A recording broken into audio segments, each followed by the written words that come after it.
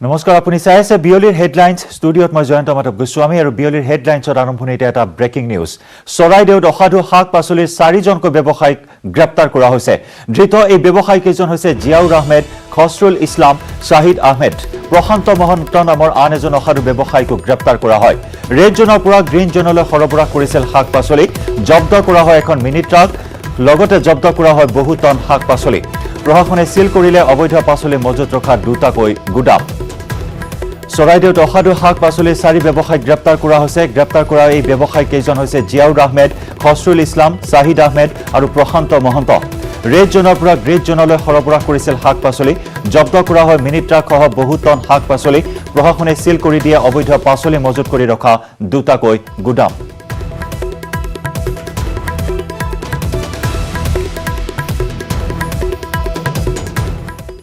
মোৰ হেৰিৰ পৰা আহিছিলে খাৰপটীয়া নহয় মোৰ ৰঙালাও আছিলে আৰু বন্ধাকবি 5 পেকেট আছিলে বিলাহী 4 পেকেটৰ আছিলে এই মোৰ পুৰণা মাল আছিলে আজি নতুন মাল নহয় নগাঁও কি আনিছিলে চব্জি কোনে আনিছিলে ইয়াতে আনিছিলে কোনে আনিছিলে ফোন কৰি আনিছে নাম কি নাম নাজানো ই-কমাৰ্চ কোম্পানীৰ অনা অত্যাৱশ্যকীয় সামগ্ৰীৰ ক্ষেত্ৰত নিষেধাজ্ঞা অব্যাহত থাকিব লকডাউনৰ সময়ৰ বাবে এই নিৰ্দেশ জাৰি কৰা হৈছে কেন্দ্ৰীয় গৃহ মন্ত্ৰালয়ে জাৰি কৰে এই নিৰ্দেশনা পুনৰ জনাইছো ই-কমাৰ্চৰ অনা অত্যাৱশ্যকীয় সামগ্ৰীৰ ক্ষেত্ৰত যে নিষেধাজ্ঞা জাৰি কৰা হৈছিল সেই নিষেধাজ্ঞা অব্যাহত থাকিব লকডাউনৰ সময়ৰ বাবে এই নিৰ্দেশ জাৰি কৰা হৈছে কেন্দ্ৰীয় গৃহ মন্ত্ৰালয়ে জাৰি কৰিছে এই নিৰ্দেশনা 3 মে পৰ্যন্ত লকডাউনৰ সময়সীমা বৃদ্ধি কৰা হয় আৰু এই লকডাউনৰ সময়ছোৱাত ই-কমাৰ্চ কোম্পানীৰ অত্যাৱশ্যকীয় সামগ্ৰীৰ ক্ষেত্ৰত নিষেধাজ্ঞা অব্যাহত থাকিব এই নিৰ্দেশনা জাৰি কৰিছে কেন্দ্ৰীয় গৃহ মন্ত্ৰালয়ে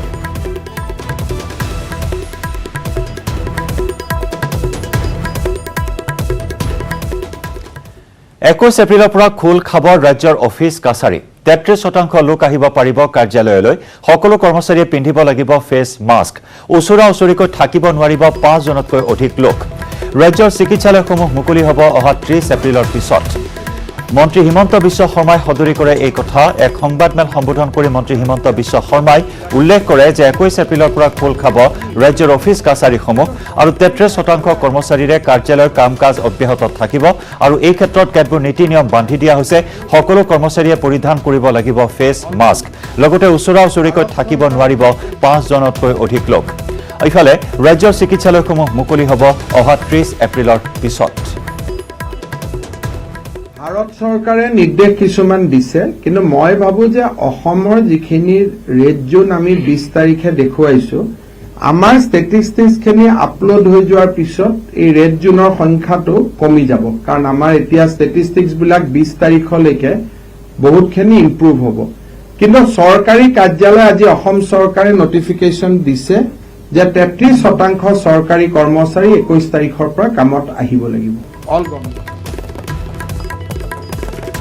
আৰু লকডাউনৰ বাবে ৰাজ্যৰ বাহিৰত আবদ্ধ হৈ আছে প্ৰায় 4 লাখৰো অধিক লোক কোনখন ৰাজ্যত কিমান লোক আবদ্ধ হৈ আছে তাৰ তথ্য এই সংবাদমেলত দাঙি ধৰিলে মন্ত্ৰী হিমন্ত বিশ্ব শৰ্মাই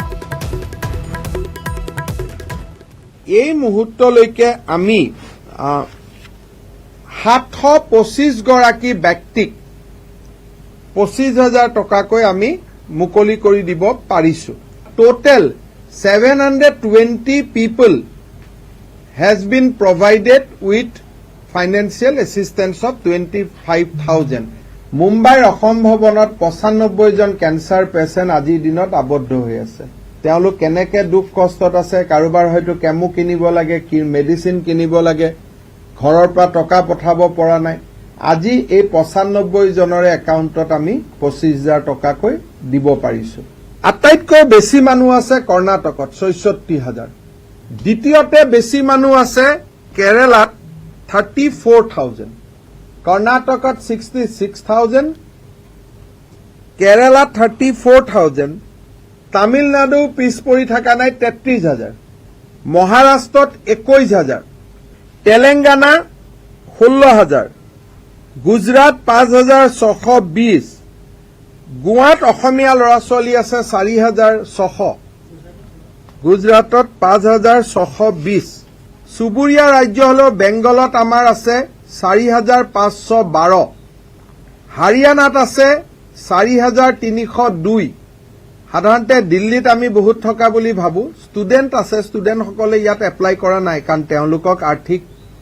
2-3 হাজাৰ টকাৰ হয়তো ইমান কৰাৰ কথা নাই দিল্লীত আছে 3729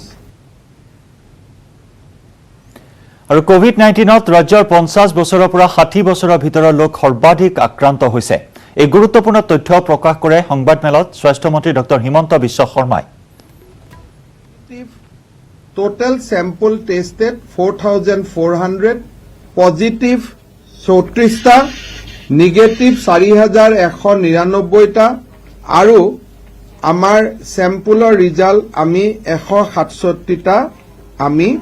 অপেক্ষা কৰি আছো at least we have not done bad আৰু per 10 lakhs population we have done 120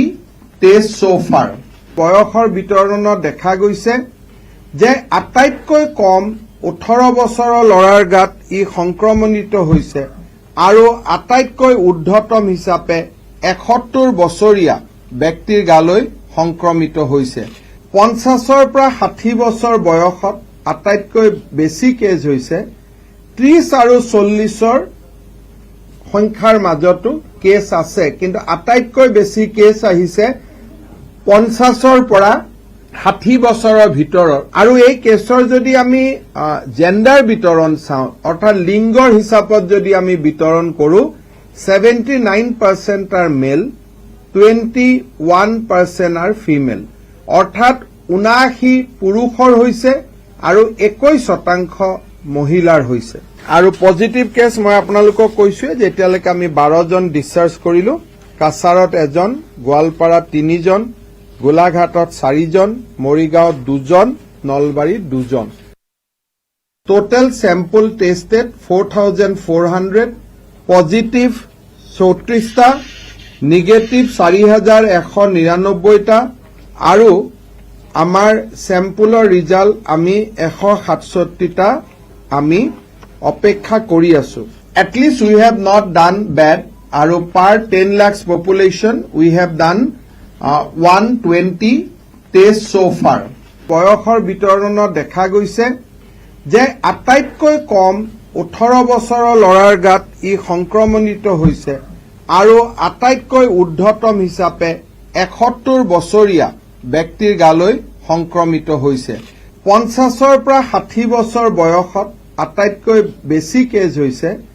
30 আৰু 40ৰ সংখ্যাৰ মাজতো কেছ আছে কিন্তু আটাইতকৈ বেছি কেছ আহিছে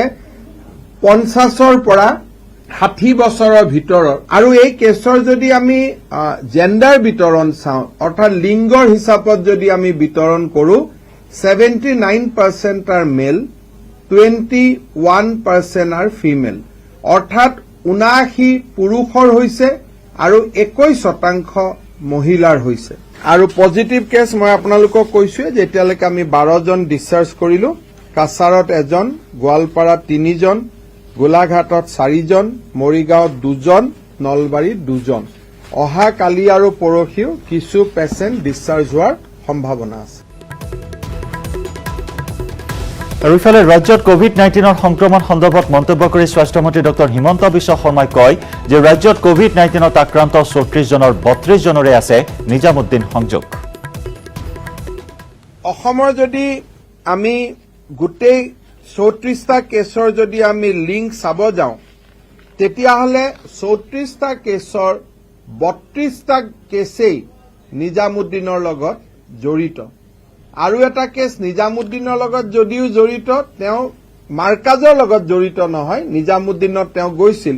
কিন্তু তবলিগ জামাত বা মাৰ্কাজৰ লগত যদি আমি পুনে পুনে সম্পৰ্কিত কৰিব যাওঁ আউট অফ 34 কেছ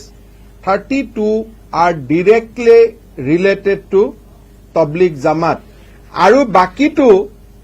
সেকেন্ডাৰীলি ৰিলেটেড কিন্তু ডাইৰেক্টলি নহয় আৰু ইফালে ৰাজ্য চৰকাৰে চীনৰ পৰা পিপিই কিট ক্ৰয়ক লৈ স্বাস্থ্যমন্ত্ৰী ডক্টৰ হিমন্ত বিশ্ব শৰ্মাই নিজৰ স্থিতি ব্যক্ত কৰে আমি যেতিয়া চাইনাৰ পৰা পিপিই কিটছ অৰ্ডাৰ দিছিলো সেই সময়ত আমাৰ হাতত মাত্ৰ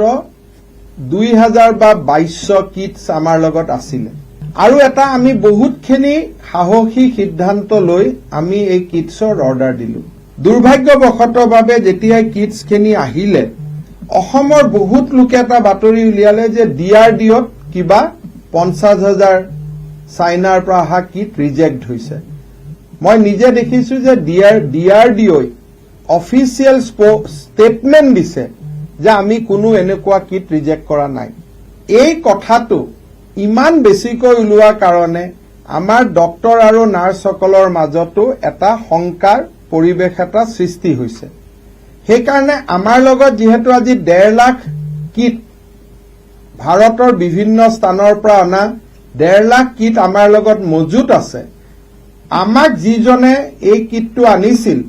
তেওঁক আমি অনুৰোধ কৰিছো যে আপোনাৰ অলপ টকা ক্ষতি হলেও হ'ব আপোনাৰ কিটখিনি বৰ্তমান আপোনাৰ ষ্টৰত আপুনি ৰাখি থৈ দিয়ক আমাক এতিয়া দিব নালাগে আপোনাৰ লগত থাকক যেতিয়া আমাৰ টান হ'ব আমি আপোনাৰ পৰা খুজি লম যেহেতু আমাৰ লগত 1.5 লাখ ষ্টক অলৰেডি পিপি কিটছৰ আছে গতিকে মই তেওঁলোকক কৈছো যে আপোনালোকৰ ষ্টকখিনি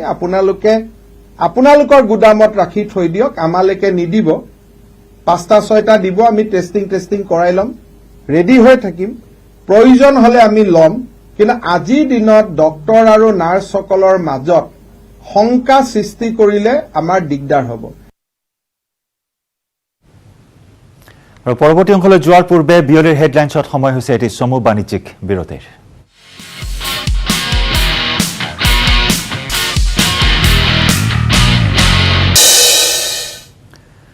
ৰেড-জন জিলাৰ পৰা অহা শাক-পাচলি ডিব্ৰুগড়বাসীক নাখাবলৈ আহ্বান বিধায়ক প্ৰশান্ত ফুকনৰ গোৱালপাৰা গোলাঘাট ধুবুৰী নলবাৰী মৰিগাঁও জিলাক ৰেড-জন হিচাপে ঘোষণা হোৱাৰ পিছতেই এইকেইখন জিলাৰ পৰা অহা পটল ভাত কেৰেলা ডিব্ৰুগড়বাসীক নাখাবলৈ আহ্বান জনালে ডিব্ৰুগড়ৰ বিজেপিৰ বিধায়ক প্ৰশান্ত ফুকনে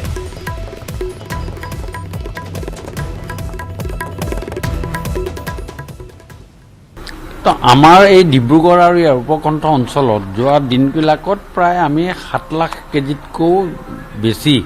আমি চব্জি যিটো আমাৰ ইয়াত প্ৰায় থলুৱাভাৱে 350 জনক যিটো আমি পাছ দিছিলোঁ সেইকেইজনৰ আজি ইয়াত উৎপাদন নিজে কৰা উৎপাদনৰ সৈতে জড়িত থকা ব্যক্তিক 350 জনক যি আমি পাছ দিছিলোঁ তাৰ ভিতৰতে তেওঁলোকে প্ৰায় আপোনাৰ 1,43 লাখ মান টকাৰ এই চব্জি বিক্ৰী কৰিছে তাৰ ভিতৰত তেওঁলোকৰ লাভৰ লোকচানৰ তেওঁলোকৰ এটা হিচাপ হৈছে কিন্তু এই গোটেই বস্তুখিনি যিখিনি হৈছে এইখিনি প্ৰায় থলুৱাভাৱে ডিব্ৰুগড় আৰু ইয়াৰ উপকণ্ঠ অঞ্চলত উৎপাদিত সামগ্ৰীখিনি ইয়াত বিক্ৰী হৈছে এতিয়া আমাৰ কথা হ'ল যে এতিয়া আমাৰ বহুত ধৰণৰ আমাৰ সামগ্ৰী কিছুমান বাহিৰৰ পৰা আহি আছে এই ৰেড জোনৰ পৰা কিছুমান বস্তু আহি আছে আমি আজিৰ ডেটত আমাৰ এইটো আমি এটাতকৈ বেছি চিন্তিত হৈছোঁ প্ৰথম কথা হ'ল আজিৰ ডেটত so far my knowledge মই যিখিনি জানো ডিব্ৰুগড়ত ভাত কেৰেলা এতিয়া উৎপন্ন হোৱা নাই ডিব্ৰুগড়ত পটল আজি উৎপন্ন হোৱা নাই ডিব্ৰুগড়ত এটা বিশেষ দাংবডি আজি উৎপন্ন হোৱা নাই এতিয়া সেই বস্তুবিলাক ক'ৰ পৰা আহিছে সেইটো এটা ডাঙৰ প্ৰশ্ন সেইকাৰণে মই আজি সকলোকে মানে কৈছোঁ যে এই ধৰণৰ বস্তুবিলাক পৰাপক্ষত এতিয়া ইউজ কৰিব নালাগে যিখিনি আমাৰ পুৰণা আছে ভেন্দি ছিজন আগমন হৈছেই কিন্তু ইমান বেছি আহিছে যে সেইটোবিলাক বস্তু আমি ৰেড জোনৰ পৰা অহা বুলি আমি ঠাৱৰ কৰিব পাৰোঁ আৰু সেইকাৰণে কৈছোঁ যে এই বস্তুবিলাক আমাৰ কৰিব নালাগে ব্যৱহাৰ কৰিব নালাগে আৰু কিছুমান কথাত আমাৰ কমিউনিকেশ্যন গেপ কেতিয়াবা দেখা গৈছে এতিয়া ধেমাজিৰ পৰা আমাৰ বস্তু আহি সেইদিনাখন কিবা এটা কাৰণে ধেমাজিৰ পৰা ডিব্ৰুগড় ডিষ্ট্ৰিক্টলৈ সোমাব নোৱাৰিলে কিবা এটা কমিউনিকেশ্যন গেপ হ'ল তাৰ কাৰণে বহুত বিলাহী তেওঁলোকে নৈত পেলাই দিবলগীয়া হৈছিলে কিন্তু পিছত এই গোটেই কথাটো এটা মীমাংসা কৰা হ'ল আমিও মই ব্যক্তিগতভাৱে কৰিলোঁ ধেমাজিৰ MLA ডাঙৰীয়া জোনা MLA ডাঙৰীয়াৰ লগত কথা বতৰা পাতি আমি গোটেইখিনি ঠিক কৰিলোঁ এতিয়া আমাৰ এই গোটেই আমাৰ ডিব্ৰুগড় এই উপকণ্ঠ অঞ্চলে যিখিনি আনিছে সেইখিনিৰে আজি মই ভাবিছোঁ ডিব্ৰুগড় উপকৃত হৈছে আৰু ডিব্ৰুগড়ত আজিৰ ডেটতো ডিব্ৰুগড়ত লোকেলি প্ৰডাক্ট হোৱা যিখিনি বস্তু আছে চব্জি আছে সেইখিনি চব্জিৰে আমি চলি যাব পৰা ব্যৱস্থা আছে আৰু লকডাউনৰ সময়ছোৱাত ব্যাপক ক্ষয় ক্ষতিৰ সন্মুখীন হ'বলগীয়া হৈছে বিশেষভাৱে কৃষকসকল দেৰগাঁৱত ব্ৰহ্মপুত্ৰ অঞ্চলৰ কৃষকসকলৰ মাজতো এতিয়া হাহাকাৰ অৱস্থাৰ সৃষ্টি হৈছে অতি কষ্টেৰে কৃষকসকলে উৎপাদন কৰা বিঘাই বিঘাই বিলাহী এতিয়া গেলিছে পথাৰতে বজাৰৰ অভাৱত এতিয়া কৃষকে পথাৰতে পেলাই দিবলৈ বাধ্য হৈছে বৃহৎ সংখ্যক বিলাহী ৰঙালী বিহুৰ সময়ত ব্ৰহ্মপুত্ৰ অঞ্চলৰ কৃষকসকলৰ অৱস্থা এতিয়া অতি শোচনীয় হৈ পৰা পৰিলক্ষিত হৈছে বিহুটো নাই এতিয়া বিহু আমাৰ বিলাহী বিকিব নোৱাৰিলোঁ 5 বিঘা বিলাহী মই খেতি কৰিছিলোঁ নতুনকৈ এতিয়া ডিচেম্বৰত লগাইছিলোঁ এতিয়া জানুৱাৰী এতিয়া বহাগ পালেহি বহাগ আমি বিকিব লাগে বিলাহী এয়া বিলাহী মোৰ অৱস্থা 5 বিঘাত এতিয়ালৈকে 5 টকা পইচাও আমি বিকিব পৰা নাই গতিকে এয়া বিহু আৰু কি বিলাহী তুলিতে বিহু এনেকৈয়ে যাব আৰুতো বিকা ব্যৱস্থা নাই লকডাউন আৰু টকা পইচাটো আমি পোৱাৰ কোনো আশা দেখাই নাই আৰু এই লকডাউনৰ মাজতে আমি যে হয়তো মানে সুইচাইড কৰিব নোৱাৰিহে জীয়াই আছোঁ আৰু বিলাহীৰ মাজত আৰু কেৱল পাচলিৰ বজাৰে নহয় ফলমূলৰ বজাৰতো লকডাউনৰ ব্যাপক প্ৰভাৱ পৰিলক্ষিত হৈছে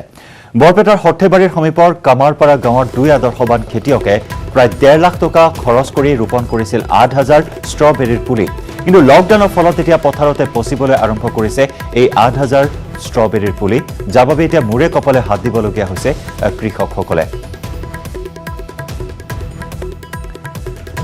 আগবঢ়াইছো বৰপেটাৰ পৰা আমাৰ সাংবাদিক নিৰঞ্জন দাসৰ এক ৰিপৰ্ট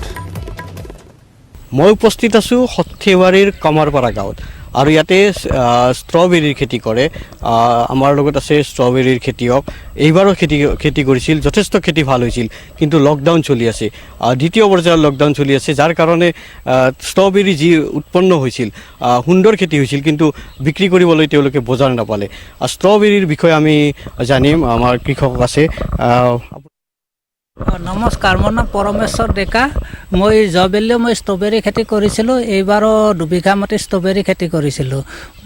ষ্ট্ৰবেৰী মই বিক্ৰী কৰা আৰম্ভ কৰিলোঁ এতিয়া মহামাৰী কৰোণা অহাৰ কাৰণে প্ৰথম পৰ্যায়ত লকডাউন দিলে লকডাউন দিয়াৰ পিছত মই ষ্ট্ৰবেৰী বিক্ৰী সম্পূৰ্ণ স্তব্ধ হৈ গ'ল তাৰপিছত আৰু বেচিবই নোৱাৰিলোঁ আপোনালোকে দেখিছে গেলি পচি গৈছে কিন্তু যথেষ্ট টকা লছ হ'ল মোৰ মূলটোৱে নুঠিলে কিমান টকামান খৰচ হৈছিলে মোৰ ইয়াত প্ৰায় মোৰ 1.5 লাখ টকা খৰচ হৈছিল মই 4,000 পুলি নিজাকৈ কিনি আনিছিলোঁ আৰু 4,000 পুলি মোক আমাৰ বৰপেটা কৃষি বিভাগৰ পৰা যোগান ধৰিছিল গতিকে খেতিটো ভালেই হৈছিল হ'লে কি হ'ব এতিয়া গোটেই বিশ্বতে মানৱ জাতিৰ কাৰণে এটা ভয়ংকৰ দিন আহিলে গতিকে তাৰ কাৰণে আমিও তাৰ ভুক্তভোগী কিমানমান এইবাৰ বিক্ৰী কৰিব পাৰিলে নে কিমানমান টকা বিক্ৰী খুব কম এনে মই 4 লাখ টকা সহজতে পালোহেঁতেন কিন্তু এইবাৰ মই 32,000 মান টকাহে পালোঁ বাকী বেচিবই নোৱাৰিলোঁ লকডাউন দি দিলে ই যি ফচল হৈছিল ফচলবিলাক কি কৰিলে ফচলবিলাক মই এনে আমাৰ স্থানীয় ইয়াতে কিছুমান মানুহক বিলাইও দিলোঁ কিছুমানে নিজে আহি লৈও যায় আৰু মোৰ মানসিকভাৱে ভাল নাই মই বহুতক এনেও দি দিলোঁ আৰু যি পাৰোঁ তাতে নষ্ট হৈ গ'ল বেছিভাগ নষ্ট হৈ গেলি পচিয়ে গ'ল চৰাই চিৰিকটিও খালে আৰু যোৱাকালি বতাহ ধুমুহাই যিখিনি আছিল সেইখিনিও এই পানী চানী উঠি নষ্ট কৰি দিলে এই ছানফ্লাৱাৰ ফুলবোৰো বেয়া কৰি পেলালে ধুমুহাতে আৰু আমি তেওঁৰ সহধৰ্মিনী আছে তেওঁলোকৰ আপোনালোকৰ যৌথ প্ৰচেষ্টাত কৃষি কৰি আহি আছে কি ক'ব নমস্কাৰ যৌথ প্ৰচেষ্টা এবাৰ কৰিছিলোঁ আমি প্ৰতি বছৰে কৰি আহিছোঁ আৰু এইবাৰো কৰিছিলোঁ কিন্তু এতিয়া মানৱ জাতিৰ কাৰণে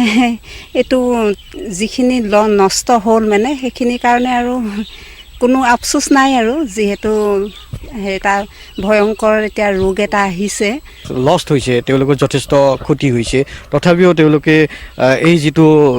মহামাৰী আহিছে মহামাৰীটোৰ পৰা যাতে ভৱিষ্যতে এই যিটো মহামাৰীটো সোনকালে যাতে নিৰাময় হয় তাৰ কাৰণে লকডাউন মানি চলিবৰ কাৰণে প্ৰতিজন নাগৰিককে অনুৰোধ কৰিছে তেওঁলোকৰ যথেষ্ট লছ হৈছে লছৰ মাজতো কিন্তু তেওঁলোকে আশা এৰা নাই এইবাৰ যদি জীৱন থাকে অহাবাৰ নিশ্চয় এই যি খেতি আছে এই ভালদৰে খেতি কৰিব পাৰিব আৰু লাভৱান হ'ব পাৰিব ৰাজ্য মুছলমান সমাজলৈ সাংসদ বদৰুদ্দিন আজমলৰ আহ্বান পবিত্ৰ ৰমজান মাহত ঘৰৰ পৰাই নামাজ পঢ়ক সকলোৱে সমূহীয়া তাৰাবি নামাজৰ পৰিৱৰ্তে ঘৰতে পঢ়ক নামাজ কৰোনা ভাইৰাছ সংক্ৰমণৰ পৰা নিৰাপদে থাকক এই আহ্বান সাংসদ বদৰুদ্দিন আজমলৰ সকলোকে সৃষ্টিকৰ্তাই সুকলমে ৰাখক বদৰুদ্দিন আজমলে আশা প্ৰকাশ কৰিছে যাতে এই বিপদৰ সময়ছোৱাত সকলোৱে সুৰক্ষিত হৈ থাকক সন্মুখত ইছলাম ধৰ্মীৰ পবিত্ৰ মাহ ৰমজান আৰু ৰমজানৰ মাহৰ প্ৰাক্ষণত সাংসদ বদৰুদ্দিন আজমলে মুছলমান ধৰ্মীয় লোকসকললৈ এই আহ্বান জনাইছে যাতে ৰাজ্যৰ মুছলমান সমাজে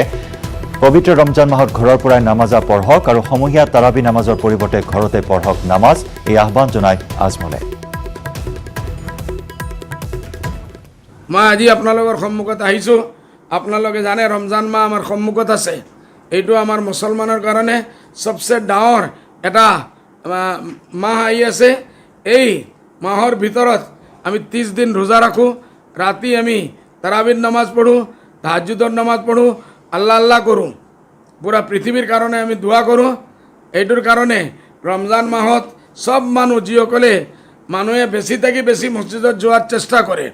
এলে আপোনালোকে জানে আপোনালোকে ইমান দিনৰ পৰা মছজিদৰ পৰা আঁতৰাই আছে কোনো মানুহ মছজিদত যোৱা নাই জুম্মাৰ নামাজো এৰি দিছে আৰু সবে বৰাতো আপোনালোকে মছজিদত যোৱা নাই কবৰস্থান যোৱা নাই এইটো কাৰণে মই আপোনালোকক ধন্যবাদ দি আছোঁ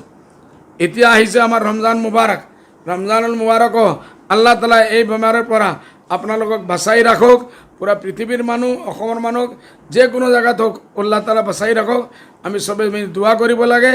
ঘৰত তাৰাবি আদা কৰক যদি আপোনাৰ হাফিজ নাই আলম তাৰা দি আপোনালোকে আৰম্ভ কৰক ওলামায়ে কেৰামক খুদি লওক তাৰপিছত আপোনালোকে যেনেকুৱা নমাজ পঢ়িব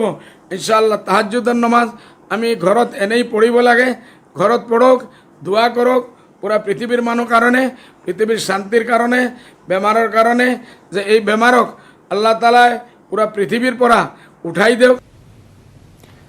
তলবন্ধৰ মাজতে গোলাঘাটত জীৱশ্ৰেষ্ঠৰ নৃশংসতা গোলাঘাটৰ দুটা পৃথক পৃথক স্থানত উন্মাদ জনতাই হত্যা কৰিলে দুটাকৈ নাহৰ ফুটুকি প্ৰথমে তৰফাত আহোম গাঁৱত ৰাইজে মৰিয়াই হত্যা কৰে এটা নাহৰ ফুটুকিটোক হত্যা কৰিয়ে ক্ষান্ত নাথাকি উন্মাদ জনতাই কাটি নিলে দাঁত নখ ছাল আৰু শৰীৰৰ বিভিন্ন অংশ ইয়াৰ পাছতে নাহৰ ফুটুকিটোক এখন হাবিৰ মাজত গাঁতত পুতি থৈ যায় হত্যাকাৰীয়ে ইফালে দ্বিতীয়টো নাহৰ ফুটুকি হত্যা কৰে দেৰগাঁৱৰ ধেমাজি কৈবৰ্ত গাঁৱৰ বাউৰী সুবাত আনি খুচি হত্যা কৰাৰ লগতে নাহৰ ফুটুকিটোৰ মাংস ভক্ষণ কৰাৰ অভিযোগ উত্থাপন কৰে একাংশ লোকৰ বিৰুদ্ধে গোলাঘাটৰ দুটাকৈ পৃথক স্থানত দুটাকৈ নাহৰ ফুটুকি হত্যা কৰাৰ ঘটনা সন্মুখলৈ আহিছে লকডাউনৰ সময়ছোৱাত জীৱশ্ৰেষ্ঠই প্ৰদৰ্শন কৰিলে এই উন্মাদনা জীৱশ্ৰেষ্ঠই বন্য উল্লাসত লিপ্ত হোৱা পৰিলক্ষিত হ'ল দুটাকৈ নাহৰ ফুটুকি হত্যা কৰি এঠাইৰ পৰা নাহৰ ফুটুকিৰ দাঁত নখ হাড় বিভিন্ন অংগ লৈ গ'ল হত্যাকাৰীয়ে আৰু আনহাতে আনটো ঘটনাত বাঘৰ মাংস ভক্ষণ কৰিলে একাংশই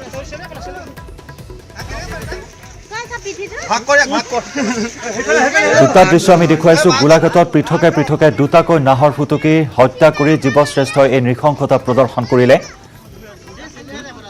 তৰফাত আহোম গাঁৱত ৰাইজে মৰিয়াই হত্যা কৰিলে এটা নাহৰ ফুটুকিটোক হত্যা কৰি ক্ষান্ত নাথাকিল উন্মাদ জনতা কাটি নিলে দাঁত নখ ছাল শৰীৰৰ বিভিন্ন অংশ আৰু তাৰ পিছতে নাহৰ ফুটুকিটোক এখন হাবিৰ মাজত গাঁতত পুতি থৈ গ'ল হত্যাকাৰীয়ে আনটো ঘটনা সংঘটিত হয় দেৰগাঁৱৰ ধেমাজি কৈবৰ্ত গাঁৱৰ বাউৰী সুবাত হানি খুচি হত্যা কৰাৰ লগতে নাহৰ ফুটুকিটোৰ মাংস ভক্ষণ কৰিলে একাংশ উন্মাদ জনতাই আমি যেটো এটা সম্ভেদ পাইছিলোঁ খবৰ পাইছিলোঁ সেই খবৰৰ ভিত্তিত যে এটা বাহৰ ফুটুকি বাঘ আহোম তৰফাত গত কোনোবাই স্থানীয় লোকে মাৰি পেলাইছে মাৰিকত পুতি থৈ দিছে বা কিবা এনেকুৱা এটা সম্ভেদ পাইছিলোঁ সেই খবৰৰ ভিত্তিত আমি আহিলোঁ আমাৰ বিভাগ আহিল আৰু আহি আমি সাৰ্চ কৰিলোঁ বিচাৰিলোঁ আৰু আমি জংঘলৰ মাজত মাটিত পুতি থোৱা অৱস্থাত বাঘটো উদ্ধাৰ কৰোঁ জংঘলৰ পৰা মানে এডোখৰ লৈ গৈছে পিছ চাইডটো পিছৰ ভৰি দুখন আৰু তাৰ নখ ছাল দাঁত নেঙুৰ এইবিলাক লৈ গ'ল পষ্টমৰ্টম কৰাৰ পিছতো গম পোৱা যাব এতিয়া কেতিয়া আপোনালোকে এতিয়া আজি দিনৰে হ'ব কাৰণ তাত তেজ এতিয়ালৈকে ওলাই আছে তেজৰ চেকুৰা চাইডত পৰি আছে মানে বাঘটো শৰীৰৰ বিভিন্ন এইটো নাহৰ ফুটুকি বাঘ খবৰ অব্যাহত থাকিব বিয়লিৰ হেডলাইনছত লৈছোঁ আন এটি চমু বাণিজ্যিক বিৰতি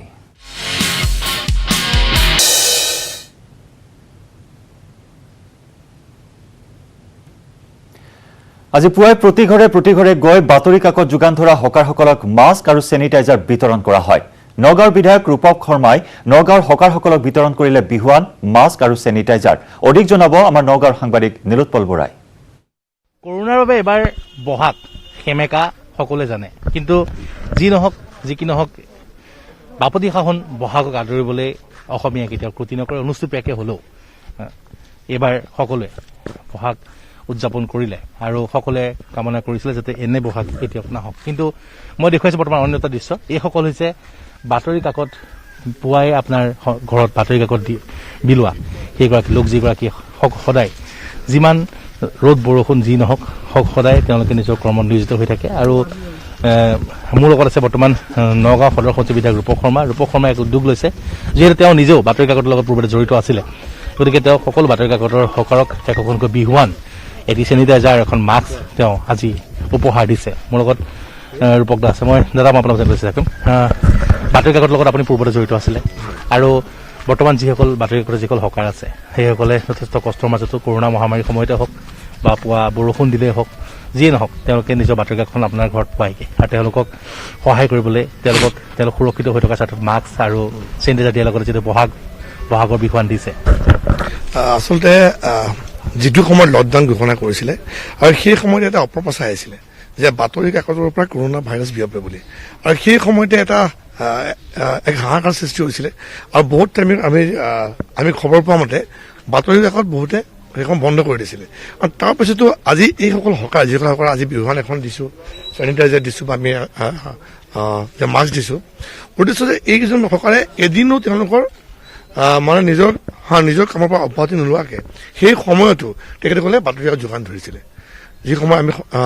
শুনা পাইছিলোঁ বহুত জেগা বাতৰি কাকত বন্ধ হৈ গৈছিলে, মানে গ্ৰাহকে লোৱা নাছিলে। তাৰপিছত তেওঁলোকে এই সিমান এক ভয়াৱহ সময়তো তেওঁলোকে বাতৰি কাকত ৰাইজক পদূলি দিছিলে আৰু সেইকাৰণে মই ধন্যবাদ দিছোঁ। আৰু ময়ো খুব এটা অন্তৰংগ মোৰ সম্পৰ্ক আছে সকলৰ লগতে, কাৰণ ইয়াৰ আগতে মই জড়িত হৈ আছিলোঁ। গতিকে মই আশা কৰিছোঁ এই ধৰণৰ যি প্ৰচেষ্টা তেওঁলোকক অকণমান উৎসাহ জনাব। ছ'চিয়েল মিডিয়াৰ যোগেদি এটা খবৰ ওলাইছিলে যে বাতৰি কাকতখনৰ পৰাও কৰোণা ভাইৰাছ আহিব পাৰে, আৰু মই আপোনাক কৈছোঁ যে সেই সময়তেই বহুত গ্ৰাহকে তেওঁলোকক আপোনাৰ সেই সময় বাতৰি কাকত লোৱা নাছিলে। তৎসত্ত্বেও সেই সময় সেই সংগ্ৰামখনত তেওঁলোকে নিজে গৈ পেলাই বাতৰি কাকত দিয়াৰ পিছত যেতিয়া ভুল ধাৰণা ভাঙিলে, ৰাইজে আকৌ বাতৰি কাকত ল'বলৈ ল'লে, কাৰণ বাতৰি কাকতৰ ক্ষেত্ৰত এটা অপপ্ৰচাৰ আছিলে। লকডাউন ঘোষণা কৰাৰ সময়ত একাংশ এটা অপপ্ৰচাৰ চলাইছিল যে বাতৰি কাকতৰ জৰিয়তে মানে কৰোণা ভাইৰাছ সংক্ৰমণ হ'ব পাৰে, আৰু ইতিমধ্যে বাতৰি কাকতৰ যিবিলাক প্ৰতিষ্ঠান বা বিশ্ব স্বাস্থ্য সংস্থা সকলোৱে কৈছে যে বাতৰি কাকতৰ জৰিয়তে কোনো ধৰণৰ কৰোণা ভাইৰাছ সংক্ৰমণ হ'ব নোৱাৰে। তাৰ পিছৰ পৰাই বাতৰি কাকতৰ হুকাৰসকলে আমাৰ নগাঁৱতো দেখিছোঁ, আমি নগাঁৱৰ ৰূপক এণ্টাৰপ্ৰাইজৰ যিসকল মানে হুকাৰ আছে তেওঁলোকে ঘৰে ঘৰে গৈ মানে বাতৰি কাকত বিলাই পাঠকৰ যিখিনি প্ৰয়োজন সেইখিনি মানে চাহিদা পূৰণ কৰাত তেওঁলোক সফল হৈছে। নিশ্চয় মানে কথা ক'ব লাগিব, তেওঁলোকে কৰোণা মহামাৰীৰ যি সময়ত অপপ্ৰচাৰ চলিছে বাতৰি কাকত যদি বিয়পে, বিভিন্ন যিসমূহ কঠিন পৰিস্থিতি তাৰ মাজতো কিন্তু তেওঁলোকে সেই সংগ্ৰামত তেওঁলোকে হাৰ মনা নাছিলে। আৰু এইসকল বাতৰি কাকতৰ হকাৰে পুৱাই আপোনাৰ ঘৰত আপুনি ভাল পোৱা বাতৰি কাকতখন তেওঁলোকে পুৱাইগৈ, যিমানেই বৰষুণ নহওক যিমানেই বিপদ নহওক তেওঁলোকে কিন্তু নিজৰ কৰ্তব্যৰ পৰা কেতিয়াও বিচলিত নহয়। আৰু এইসকলক আজি তেওঁলোকক বিহুৱান আৰু তেওঁলোকক মাস্ক আৰু চেনিটাইজাৰ উপহাৰ দিছে নগাঁও সদৰ সচিব বিধায়ক ৰূপক শৰ্মা, আৰু ইয়াৰ পিছতে একেলগে বিহুৰ জলপান গ্ৰহণ কৰিব বিধায়কগৰাকীয়ে। বিয়লিৰ হেডলাইন্সৰ এক ব্ৰেকিং নিউজ। নলবাৰীৰ 2 যুৱতীৰ দেহত নাই কৰোণা ভাইৰাছ। কৰোণা আক্ৰান্ত মনীষ তিব্ৰেৱালৰ কৰ্মচাৰী আছিল 2গৰাকী। যুৱতীদ্বয় বৰ্তমান সংকটমুক্ত বুলি মন্তব্য চিকিৎসকৰ। 20 মাৰ্চত গুৱাহাটীৰ পৰা আহিছিল ঘৰলৈ। এগৰাকীৰ ঘৰ নলবাৰীৰ যজ্ঞভূমিত আৰু আনগৰাকীৰ ঘৰ গুৱাকুচিত। পুনৰ জনাইছো, মহানগৰীৰ স্পেনিছ গাৰ্ডেনৰ নিবাসী মনীষ তিব্ৰেৱালৰ কৰ্মচাৰী আছিল 2গৰাকী। এগৰাকী আছিল কৰ্মচাৰী, এগৰাকী আছিল বন কৰা যুৱতী, আৰু যুৱতীদ্বয় সংস্পৰ্শলৈ আহিছিল মনীষ তিব্ৰেৱালৰ, আৰু তাৰ পিছতে 2গৰাকী যুৱতীক কোৱাৰেণ্টাইন কৰা হৈছিল আৰু তেজৰ নমুনা সংগ্ৰহ কৰা হৈছিল। তেজৰ নমুনা পৰীক্ষাৰ ফলাফলত COVID-19 নিগেটিভ ওলাইছে। 2গৰাকী 20 মাৰ্চত গুৱাহাটীৰ পৰা নলবাৰীলৈ গৈছিল। যিহেতু নলবাৰী বৰ্তমান ৰেড জোন জিলাত অন্তৰ্ভুক্ত হৈছে, গতিকে এই 2গৰাকী যুৱতীকে কোৱাৰেণ্টাইনত ৰখা হৈছিল, আৰু শেহতীয়া ফলাফল অনুসৰি 2গৰাকী বৰ্তমান বিপদমুক্ত।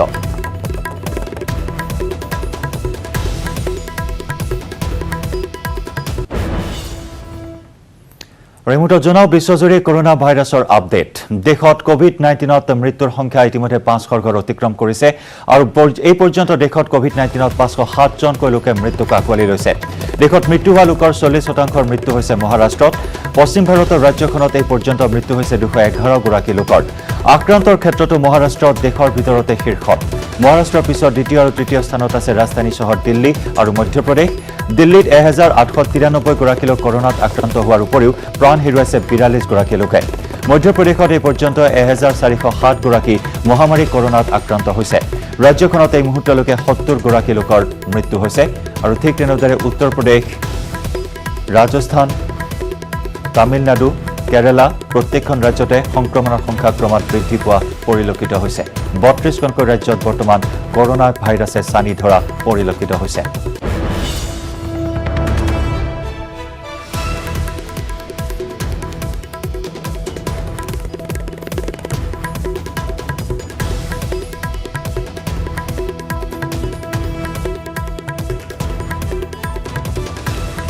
আৰু ভাৰতৰ আপডেট আমি জনাইছো সমান্তৰালকৈ সমগ্ৰ বিশ্বজুৰি কৰোনা ভাইৰাছৰ আপডেট আমি জনাই আহিছো আপোনাৰ প্ৰতি মুহূৰ্ততে বৃদ্ধি পাই আছে কোভিড-19ত আক্ৰান্ত হৈ মৃত্যু হোৱা লোকৰ সংখ্যা আৰু সংক্ৰমণৰ সংখ্যা।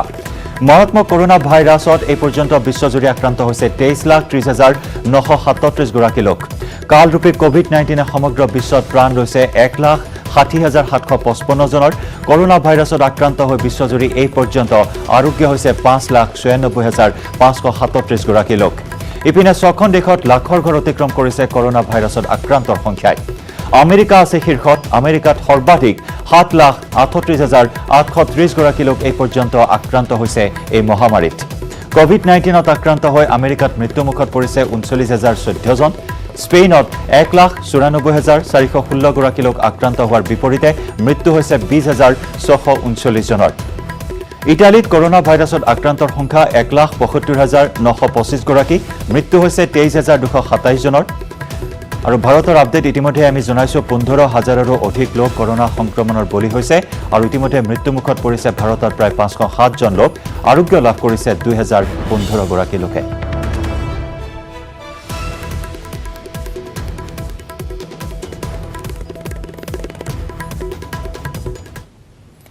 আৰু কৰোনা ভাইৰাছৰ মানচিত্ৰত সোমাই পৰিছে বিশ্বৰ প্ৰত্যেকখন দেশ আৰু ইতিমধ্যে লাখৰ ঘৰ অতিক্ৰম কৰিছে কেইবাখনো দেশে। ধাৰাবাহিকভাৱে বৃদ্ধি পাই আছে মৃত্যুৰ সংখ্যা, সমান্তৰালকৈ সংক্ৰমণৰ সংখ্যা।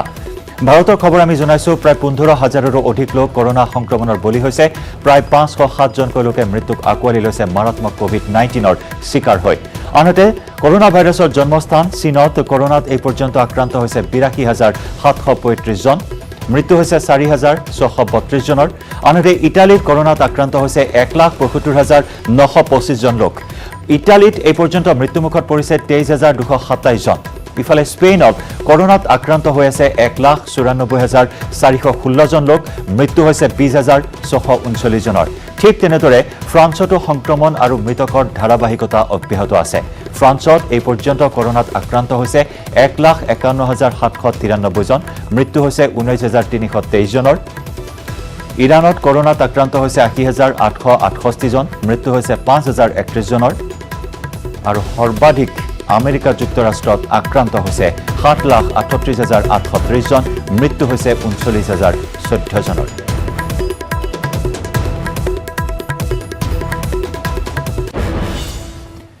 কোভিড-19ৰ বিৰুদ্ধে বিশ্বজোৰা যুদ্ধত ছুইজাৰলেণ্ডে আকৰ্ষণীয় ৰূপত ভাৰতৰে ঐক্যতা প্ৰকাশ কৰিছে। দেশখনৰ জাৰ্মটৰ মেটাৰহৰ্নৰ পৰ্বতৰ শিখৰত ভাৰতৰ ত্ৰিৰংগা পতাকাৰ আলোক অংকন কৰি ঐক্যতা প্ৰকাশ কৰে ছুইজাৰলেণ্ডে। এই দৃশ্য আমি দেখুৱাইছো। কোভিড-19ৰ বিৰুদ্ধে বিশ্বজোৰা যুঁজত ছুইজাৰলেণ্ডে আকৰ্ষণীয় ৰূপত ভাৰতৰে ঐক্যতা প্ৰকাশ কৰা পৰিলক্ষিত হৈছে। দেশখনৰ জাৰ্মটৰ মেটাৰহৰ্নৰ পৰ্বতৰ শিখৰত ভাৰতৰ ত্ৰিৰংগা পতাকাৰ আলোক অংকন কৰি ভাৰতৰ সৈতে ঐক্যতা প্ৰকাশ কৰে ছুইজাৰলেণ্ডে।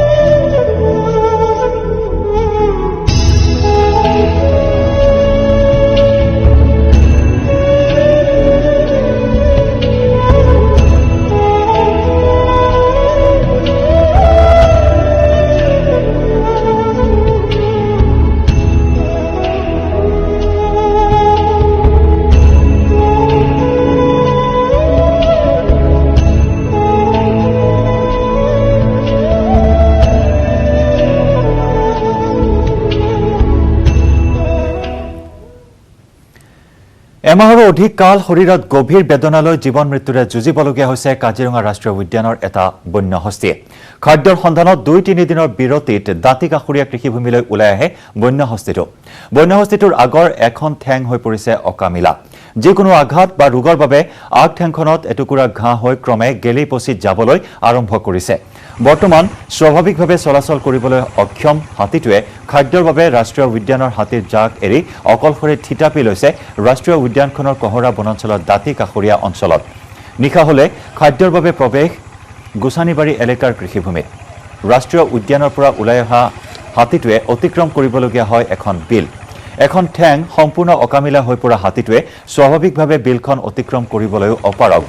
কাৰণ হাতীটোৱে পাছলৈ খোজ দিহে নামিব পাৰে পানীত সন্দেহ কৰা মতে শৰীৰৰ বেদনা উপশম কৰিবলৈ অধিক সময় পানীতে পাৰ কৰি আহিছে এই দুৰ্ভগীয়া হাতীটোৱে আনহাতে স্থানীয় লোকৰ অভিযোগ মতে হাতীটোৱে কৃষিভূমিৰ শস্যৰ যথেষ্ট অনিষ্ট সাধন কৰিছে এই সন্দৰ্ভত বন বিভাগক খবৰ দিয়াৰ পিছতো কোনো ধৰণৰ গুৰুত্ব প্ৰদান নকৰাৰ অভিযোগ স্থানীয় ৰাইজৰ শস্য খাবলৈ অহা হাতীটোক স্থানীয় লোকে খেদাৰ চেষ্টা কৰিলেও ওলোটাই চোঁচা মাৰিহে আহে এই ক্ষেত্ৰত কিন্তু নিৰ্বিকাৰ বন বিভাগ স্থানীয় লোকে খবৰ দিয়াৰ পিছতো হাতীটোৰ চিকিৎসাৰ ব্যৱস্থা গ্ৰহণ কৰা নাই বন বিভাগে যোৱাকালি আহিছে ধান মানে হেৰি খাই গৈছে ধান খাই গৈছে আৰু আপোনাৰ না ফাৰ্ষ্টক মানে ৰাতি ধান খাই থাকোঁতে মাতিছোঁ ফাৰ্ষ্টক 12টা বজাত কিন্তু অহা নাই সিহঁতে ওলাই পেলাই কি অৱস্থাটো কি তাৰ এতিয়া তাৰ আগভৰিটোত মানে দুখ পাই আছে সেইটো কাৰণে মানে সি ভালকৈ খোজকাঢ়িব পৰা নাই এতিয়া ঘাঁহ হৈ গৈছে মানে ডাঙৰ ঘাঁহ লেখীয়া হৈ গৈছে তাৰ আগ চাইডত মানে ট্ৰিটমেণ্ট কৰিছে নেকি ফাৰ্ষ্ট ট্ৰিটমেণ্ট কৰা নাই এতিয়ালৈকে দেখা নাই ট্ৰিটমেণ্ট কৰা লেঙাই খোজকাঢ়ি ফুৰে কিমান দিন হ'ল এতিয়ালৈকে এতিয়া মই আজি 3 দিন হৈছে মই দেখা আগতে এবাৰ আছিলে সি ঠিকেই আছিলে তেতিয়া আজি মাজতে আপোনাৰ 4-5 দিনমান নাছিলে ইয়াত আকৌ ওলাইছে এতিয়া কিন্তু ভৰিটো তাৰ তেনেকুৱা উঠিব নোৱাৰে 3টা ঠেঙতে খোজকাঢ়ে পথাৰতো বহুত দিগদাৰ পথাৰত আহিলে নাযায় ক'ত আছে এতিয়া এতিয়া এই বিলতে আছে পাৰ হ'বলৈ হৈছে আৰু পাৰ হ'ব ৰাতি পাৰ হৈ যায় আৰু খুব দিগদাৰ কেতিয়াবা ফোঁহতি মাৰিলেও নাযায় শেষ অংকলৈ যোৱাৰ পূৰ্বে বিয়লিৰ হেডলাইনছত লৈ চোৱা নীতি চমু বাণিজ্যিক বিৰতি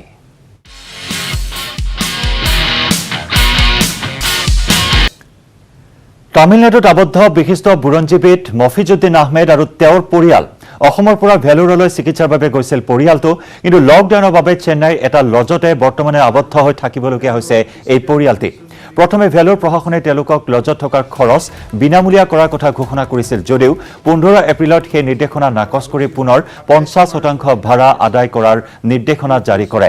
আনহাতে 1 এপ্ৰিলৰ পৰা অনিয়মীয়া খাদ্য যোগানৰ বাবে অনাহাৰে অনিদ্ৰাৰে সময় দিন পাৰ কৰিবলগীয়া হৈছে তেওঁলোকে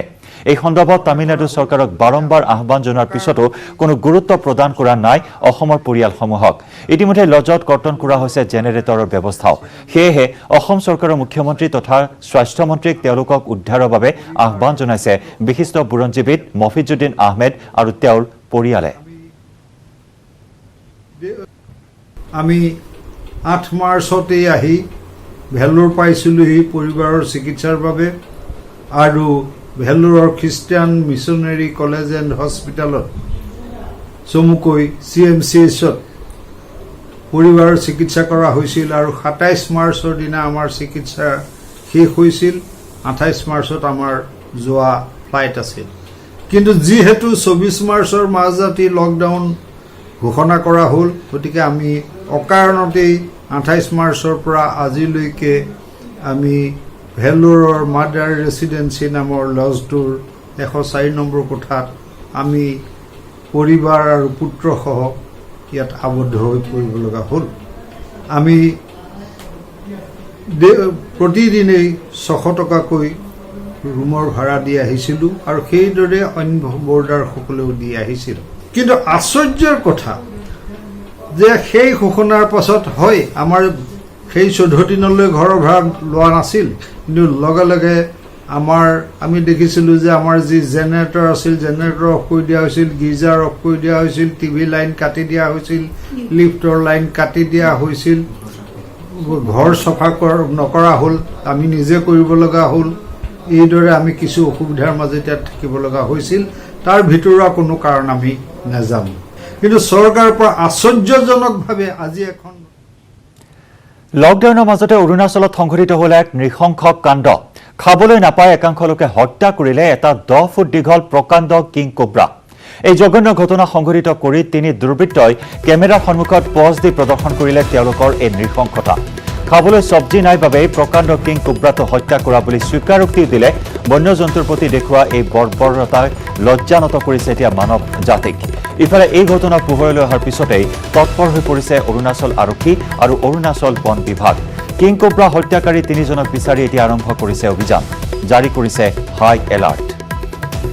আমি দেখুৱাইছো এক শিহৰণকাৰী দৃশ্য, এক নৃশংস কাণ্ড। এটা প্ৰকাণ্ড কিং কোব্ৰা হাবিৰ পৰা ধৰি আনি ভক্ষণ কৰিছে কেইবাজনো দুৰ্বৃত্তই।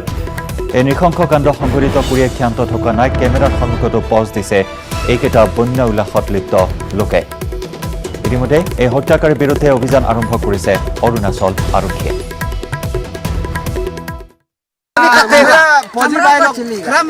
हम लोग ये चीज को हम जानबूझ के उसको ये नहीं मिला, ये मड़के नहीं रहा है। ये तो बहुत सस्ता है।